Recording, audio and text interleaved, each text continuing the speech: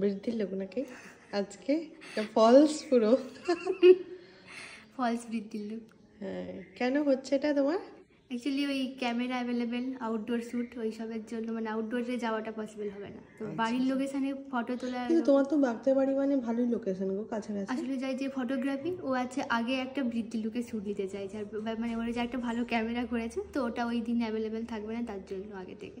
তার মাঝখানে আমার আর টাইম হবে না, ওই জন্য ডাবল বৃদ্ধি। ঠিক আছে, তো চলো, সবটাই শুনতে পেলে যে বৃদ্ধি লুক ডাবল হবে। কেন না, ওর যেদিন বিয়ে হচ্ছে সেদিনটাতে সকালবেলায় একটা পয়েন্ট হচ্ছে, বাড়ি থেকে অনেক সময় বেরোতে দেয় না, আর ফটোগ্রাফারেরও একটা পার্সোনাল ব্যাপার নিয়ে, মানে কোনো ক্যামেরা বা কিছু ব্যাপার নিয়ে ওরা বৃদ্ধি লুকটা আগেই সেরে ফেলছে বিয়ের আগে। ভাবা যায় বিয়ে নিয়ে এখন মানুষের কত পরিকল্পনা, তাই না? আগের দিনই বলছিলাম একটা মেয়ের বিয়ে নিয়ে কত স্বপ্ন থাকে, প্রত্যেকটা জিনিস যেন পারফেক্ট হয়, প্রত্যেকটা জিনিস যেন গোছানো হয়, তাই না?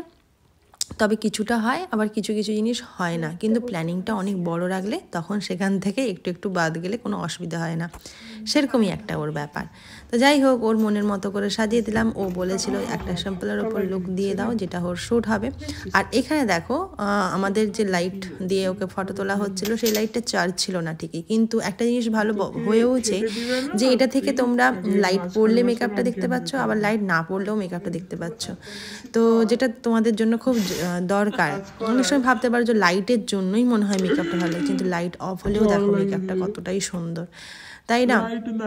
যেটা তোমাদের হয়তো কখনো কখনো বোঝানো হয় না। আবার এমনও দেখতে পাবে যেটা হচ্ছে ওর স্কিন টোন কিন্তু একটু মিডিয়াম টু ডাস্কির দিকে, তো টোন ওয়াইজ তো অবশ্যই কাজ করেছে, কিন্তু লাইটটা যখন মুখে পড়ছে তখন একটু হয়তো ফেয়ার লাগলেও, কিন্তু লাইট যখন থাকছে না তখন তোমরা টোনটা আরও ভালো বুঝতে পারবে। তো এই জন্য আমার খুব একটা লাইট সবসময় পছন্দ না, আমি বারবারই বলছিলাম যে লাইট অফ করে দেয়, আমার খুব দরকার নেই, কিন্তু ভিডিওটা ছিল বলে আমি তোমাদেরকে এই দুটো মানে পার্থক্যটাও আমি বোঝাতে পারলাম। এটা একদিক থেকে সুবিধেই হলো আমার। তো এই হলো লাইট আছে আর এই হলো লাইট নেই, কোনটা তোমাদের ভালো লাগলো সেটা অবশ্যই জানাবে কমেন্ট করে। আর লুকটা তোকে কতটা মিষ্টি লাগছে সেটাও জানিও।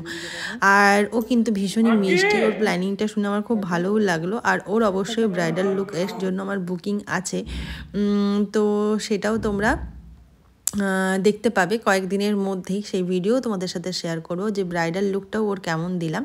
আর এটা ও স্টুডিওতেই এসেছিল, তো এরপর ওকে পুরোটা রেডি করে দিয়ে ঝটপট ছেড়ে দিলাম, কারণ ওর শ্যুট বাকি আছে, ওকে তাড়াতাড়ি ফিরতে হবে লোকেশনে, তো ওইখান থেকে করে নিয়ে ও লোকেশনে যাবে, সেই জন্য তাড়াতাড়ি ছেড়ে দিয়েছিস। যাই হোক, এই হলো এক মিষ্টি গল্প। তোমাদের কেমন লাগলো সেটা অবশ্যই জানিও, আর ভালো লাগলে লাইক, কমেন্ট, শেয়ার, সাবস্ক্রাইব সবটাই প্লিজ করে দিও। ফেসবুক থেকে দেখলে ফলো করে দিও প্লিজ। আর আমার ইউটিউব চ্যানেলের নাম ফেসবুকের ফলোয়ার্সদের জন্য বলে রাখছি, প্রীতি রাঁধে ও চুলো বাঁধে।